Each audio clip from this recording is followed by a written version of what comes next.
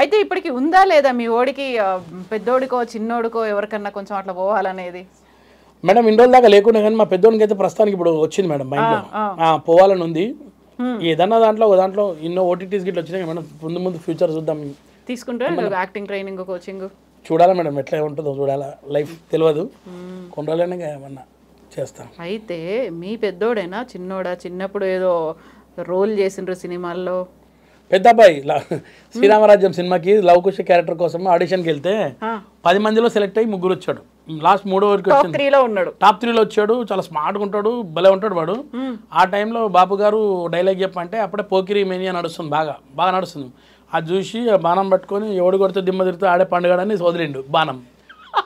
కావాల్సింది లౌడు కుషుడు పండుగడుగా చాలా చూసి ఏ డైలాగ్ కొట్టాడు, పోకిరి సార్ పోకిరి డైలాగ్ కొట్టే కాదమ్మా, మనకు కావాల్సింది అవి ఆ డైలాగ్స్ ఏమంటే దాన్ని ఏమంటారు, దేవుళ్ళు వాడే పదాలు వాడాలి. కానీ ఎవరు కొడితే దిమ్మ తిరిగితే ఆడే పండుగడు అంటే ఆయన వద్దన్నాడు. అప్పుడు అంటే మీకు యాక్చువల్గా పేపర్ ఇస్తారు కదా డైలాగ్స్, ఇవి అవన్నీ పక్కన పెట్టాడు. ఎన్ని డైలాగులు వచ్చినా పక్కన పెట్టి నాకు వచ్చింది చెప్తాను. ఎందుకు అంటే నేను కింద ఉన్నా దసపల్లి హోటల్లో, వీడు పైన ఉన్నాడు. ఆ వీడు చెప్పేసి వచ్చేసి వెళ్ళిపోయాడంట. ఆడు నేను ఇంకా చూసిన మా అబ్బాయి రాలే అంటే మీ అబ్బాయి చాలా చెప్పింది వచ్చింది. ఏమైందండి అంటే లేదు సెలెక్ట్ కాలేని వరకు ఏడ్చుకుంటూ వెళ్ళిపోయాడు బయటికి. సార్ అన్నా అంటే లేదు లవకుశల పక్కన ఉంటావు నువ్వు, నాగేశ్వరరావు గారు పెద్ద పెద్దవాళ్ళు ఉన్నారు, 10 రోజుల దాకా ఉంటావు అంటే నాకు ఏమవుతుంది, నువ్వు ఉడితే లవకుశలనే చేస్తా లేకుండా లేదని చెప్పి ఏడ్చుకుంటూ వెళ్ళిపోయాడు. నేను పోయి అప్పుడు మనం పట్టుకొని ఏమైందని ఎట్లా వచ్చినా అంటే లైఫ్లో కూడా నేను సినిమా ఇండస్ట్రీకి తీసుకురాక అని చెప్పింది. ఏడ్చుకుంటూ వచ్చేసింది ఆ రోజు చిన్నప్పుడు. అది నయమైంది అనుకుంటా, అది అట్లా అయింది ఆ రోజు.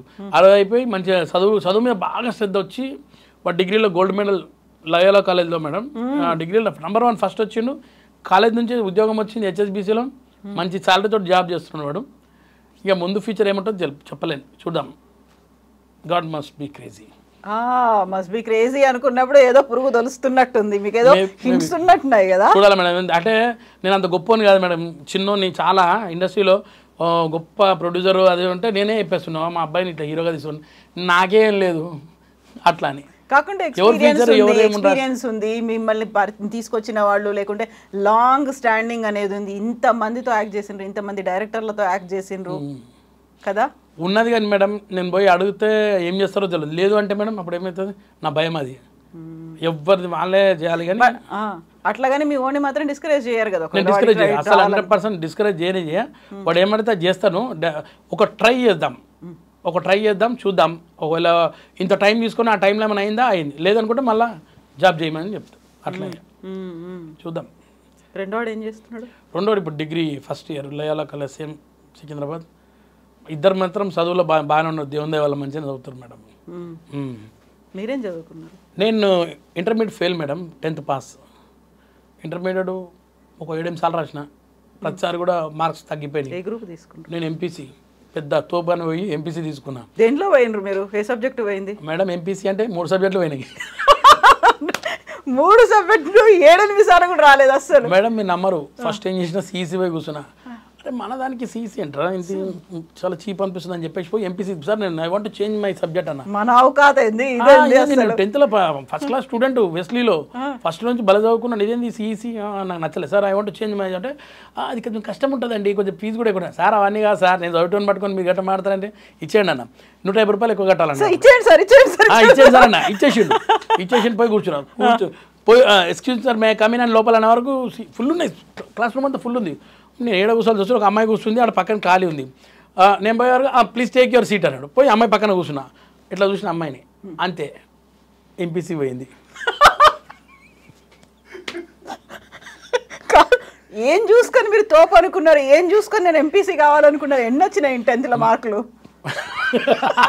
మీ నంబర్ మేడం మామూలుగా 360 వస్తే సెకండ్ క్లాస్, 361 వస్తే ఫస్ట్ క్లాస్ స్టూడెంట్. నాకు 360 వచ్చినా కానీ ఫస్ట్ క్లాసే కదా, మీరు అక్కడ దాకా వచ్చిన ఫస్ట్ క్లాసే. 365 5 మార్కులు ఎక్కువ వచ్చినాయి నాకు, దీనికి గొప్పగా ఫీల్ అయినా నేను. అందులో మ్యాథ్స్ నాకు ఎక్కువ వస్తే తోపు నేను అనుకున్నాను. చాలా ఈజీ, నేను ఎట్లా కాస్ టీటా టాన్ టీటా ఇవన్నీ చాలా వచ్చి నాకు అప్పట్లో. మా దోస్తు శివ ఉంటుండే, వాడు బాగా నేర్పించాడు నాకు మ్యాథ్స్. ఇదే కాన్ఫిడెన్స్లో పోయి ఈడ కూర్చొని ఇటు చూసినా మేడం అంతే, ఎంపీసీ మొత్తం పోయింది మేడం. మ్యాథ్స్ ఫిజిక్స్ కెమిస్ట్రీ, మ్యాథ్స్లో ఫస్ట్ అటెంప్ట్ 34, ఫిజిక్స్లో 13, కెమిస్ట్రీలో 11, ఇంగ్లీష్లో మేడం 12, సాంస్కృతి కూడా ఫెయిల్ అయినా మేడం. అన్ని 5 subject utter flop madam. First time జీవితంలో ఫెయిల్ అయిన తర్వాత కాలేజ్ ముంగట వచ్చి కూర్చొని కళ్ళల్లో నీళ్ళు పెట్టుకొని ఏడుస్తున్నాను నేను. నేను ఫెయిల్ కావడం ఏంటి 10 తరగతి దాకా పాస్ అయినా కదా, ఇప్పుడు ఇంటికి పోతే మన ఆయన ఏం చేస్తారా అని భయం. ఇంటికి రాగానే జోపాడు మన ఆయన, మామూలుగా జోపలే మేడం. ఆయన ముందే ఇంకేంది మేడం, మా ఇంట్లో బెల్ట్ ఉంటుంది, మన ఆయన బెల్ట్ ఉండేది ఖతర్నాక్, దాంతో కొట్టిండు నన్ను, కొట్టి బయటకు పంపించేసి. మా అమ్మ కూడా కొడుతుంది అసలు. మా అమ్మ అయితే తెలంగాణ శకుంతలనే, ఆమె కొడితే ఇట్లుండదు, కారము మిరియాలు లాతులే ఇట్లుండేటి మా అమ్మాయి. ఆ అమ్మాయి కనిపించలే అప్పుడు? ఎవరు ఆ అమ్మాయి పక్కన కనిపించలే కొడుతున్నప్పుడు? ఆ అమ్మాయి కనబడేది అప్పుడు కూడా కనిపించిందా? నీ వల్ల కదా అట్లా పాప అయినాను రా నాయన అనుకోని, నేను అనవసరంగా చీడ కూర్చున్నాను రా అనుకున్నాను నేను. అమ్మాయి పాస్ అయిందా? ఆ అమ్మాయి కూడా ఫెయిల్ అయింది. మిమ్మల్ని చూస్తుందా? ఆ అమ్మాయి అప్పటిదాకా ఫస్ట్ క్లాస్ స్టూడెంట్ అంటే, ఆమె ఇటు చూసింది, నేను ఇటు చూసిన, ఆమె ఇంట్లో వాళ్ళ ఇంట్లో గొడవలు, మన ఇంట్లో కూడా గొడవలు. అమ్మాయి పేరేంది మేడం? వద్దు మేడం, నా జీవితం. బబిత అయితే కాదు కదా? కాదు మేడం, ఆ పేరు చెప్పినందుకు చాలా గొడవలు అవుతాయి. కానీ అవునా? చాలా గొడవలు అవుతాయి మేడం. అది చాలా పెద్ద కాంట్రవర్సీ సబ్జెక్ట్. అది కాంట్రవర్సీ సబ్జెక్ట్ అంటే, సినిమా తీస్తే మా కొడుకుని పెట్టే తీస్తా సినిమా సబ్జెక్టు, పెద్దోని పెట్టే తీస్తా. 1993 లవ్ స్టోరీ సినిమా పేరు. అట్లా మామూలుగా ఉండదు సినిమాది. ఖచ్చితంగా ఆ సబ్జెక్ట్ పెట్టి తీస్తే బ్లాక్ బస్టర్ సినిమా. ఇప్పుడు ఉన్న ట్రెండ్ ఇక్కడే ఉంటుందా? ఇక్కడనే ఉందా? ఏమో మేడం, నాకు దొరకలే, ఇప్పటిదాకా దొరకలే. అమ్మాయి ఎక్కడ ఉందో కూడా తెలియదు. అయిపోయింది తర్వాత మీరు 7 సార్లు ట్రై చేసిండ్రు ఎగ్జామ్ రాయడానికి. నేను 7 times రాసిన మేడం. 7 times కూడా రోజు డిగ్రీ రావడం. ఇంకా లాస్ట్ 6 మార్కులు వచ్చాయి మేడం 7 times. 7th time నాకు మ్యాథ్స్ లో రాలేదు, మర్చిపోయిన ఉన్నది కూడా.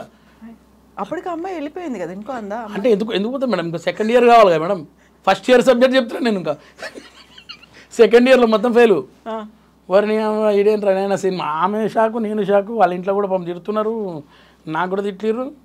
ఇక సెకండ్ టైం కూడా మొత్తం ఫెయిల్. ఇక సెకండ్ టైం అసలు ఏంది మేడం, హాఫ్ ఇయర్లో ఎగ్జామ్ వచ్చే వరకే గ్యాప్ అయిపోయింది అమ్మాయికి. తీసుకుపోయారు, ఈడుంటే ఇట్లనే బాగానే పాస్ అయ్యేటట్టున్నావు అని చెప్పేసి. అంతే. ఇక ఆ రోజు పోయిన అమ్మాయి ఈ రోజు దాకా చూడలేదు నేను అమ్మాయికి. అంతే. ఇక నేను కూడా పోలే కాలేజ్. ఇక ఎందుకులే ఆమె లేని కాలేజ్ నేను ఎందుకని చెప్పి నేను మానేసిన. మధ్యలో మానేసి ఒక ఫ్యాక్టరీలో పోయి జాబ్ చేసుకున్నా. ఎక్కడ కుషాయి కూడా. అక్కడ పోయి ఒకటి KMR లిమిటెడ్ అని ఒక చిన్న కంపెనీ ఉన్నాడు, మంచిగా స్టైల్గా ఉంటాడు. నన్ను ఫస్ట్ జాయిన్ చేసుకొని లోపల రమ్మన్నారు. నేనేమనుకున్నా మంచి ఉద్యోగమే అనుకున్నా. 10వ తరగతి కాలర్ ఎగరేసుకొని 10వ తరగతి కదా, ఇంచుమించు నాకు రెస్పెక్ట్ ఇస్తాను కూడా. ఎవడు సార్ అంటే కొత్తోడు అన్నారు. నా పేరు కొత్తోడు. అప్పుడు అక్కడ కొత్త పేరు కొత్తోడు వచ్చింది సార్. కొత్తోడ చూసి ఏం చేసినావు అంటే, నేను 10th పాస్ సార్ అన్న. సరే అన్నకి తీసుకుపోరు అన్నాడు. ఇదొక డోరు ఇళ్ళకి తీసుకెళ్ళి కొంచెం నీట్గా పోతున్నాను. అన్నకు పంపించారు. అలా ఓగన మేడం కూర్చోబెట్టారు, కింద కూర్చున్నా. కొన్ని టిన్స్ ఉంటాయి డబ్బాలు. ఏవి మేడం అప్పట్లో ఆల్కలైన్ టిన్స్, ఇవన్నీ టిన్నర్లు వేసే టిన్స్ అని తీసుకొచ్చి నమ్మ కూడా పెట్టారు. ఒకటి సిల్వర్ కలర్ పెయింట్ తీసుకొచ్చి పెట్టి ఒక బ్రష్ ఇచ్చారు. ఆ డబ్బాకి రోజుకి 100 టిన్లకు నేను పెయింట్ వేయాలి మేడం. వేరే డ్రెస్ ఇచ్చి ఉంటారు కదా, ఈ డ్రెస్ కాదు కదా. కంపెనీ డ్రెస్ ఇచ్చారు, యాష్ కలర్ షర్టు ప్యాంట్. అదే అరే నేను ఏందిరా భయ్, నేను ఎంత కలర్ఫుల్గా ఊహించుకున్నా, ఇక్కడ ఉన్న కలర్ లేని ఎందుకు సీసీ తీసుకోకండి. అదే కదా మేడం. ఇంకోటి తెలుసా, మీ ప్రిన్సిపల్ ఏమనలే అప్పుడు? ప్రిన్సిపల్ నాకు అవార్డు ఇచ్చాడు మేడం. ఎవ్వరికి ఇవ్వలే మొత్తం కాలేజ్ మొత్తంలో. జెంట్స్ లో నాకు, లేడీస్ లో ఆమెకు బెస్ట్ అటెండెన్స్. ఒక్కరు డుమ్మ కొట్టలే నేను. అట్లా అరే ఏంటి ఇంత మంచి student, how can you fail అన్నాడు. మీకేం తెలుసు సార్, ఇటు చూసిన నేను. లేకుంటే అటు పక్కన చూడండి సార్, అక్కడ కూడా అంతే పర్సెంటేజ్. ప్రతి డబ్బాకి వేసేటప్పుడు పెయింటింగ్ నేను ఎందుకు ఇటు చూసినా సీసీ తీసుకుని అయిపోయింది అనుకున్నా మేడం.